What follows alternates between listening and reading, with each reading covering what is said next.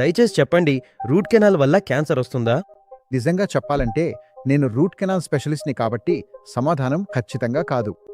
ఇప్పుడు రోగులు నన్ను ఈ ప్రశ్నలు ఎందుకు అడుగుతున్నారు అనేది నేను తెలుసుకున్నప్పుడు ప్రధానంగా సోషల్ మీడియాలే కారణమని తెలిసింది. ముఖ్యంగా నేను కూడా ఇన్స్టాలో ఒక పోస్ట్ చూశాను. అందులో ప్రతి బ్రెస్ట్ క్యాన్సర్ పేషెంట్కి వాళ్ళ నోట్లో రూట్ కెనాల్ ఉందని చెప్పింది. అది చాలా తప్పు వ్యాఖ్య. ఇలాంటి విషయాన్ని నేను నా ఫ్యాకల్టీలో ఉన్న చాలా మంది సీనియర్లతో కూడా చర్చించాను. రూట్ కెనాల్కు ప్రత్యామ్నాయం ఏమిటి? రూట్ కెనాల్కి ప్రత్యామ్నాయం ఎక్స్ట్రాక్షన్, పళ్ళు తీసేయడం. ఇప్పుడు ఎక్స్ట్రాక్షన్ తర్వాత వచ్చే తదుపరి విషయం ఏమిటి? మీరు పళ్లను ఏదితో రిప్లేస్ చేయబోతున్నావు? బయోసింథెటిక్ ఇంప్లాంట్స్.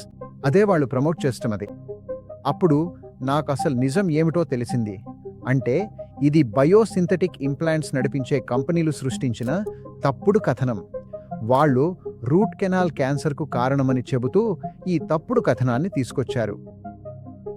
అది నిజం కాదు. ఖచ్చితంగా కాదు. రూట్ కెనాల్ శాస్త్రీయ వైద్యది. ఇది దశాబ్దాలుగా జరుగుతోంది.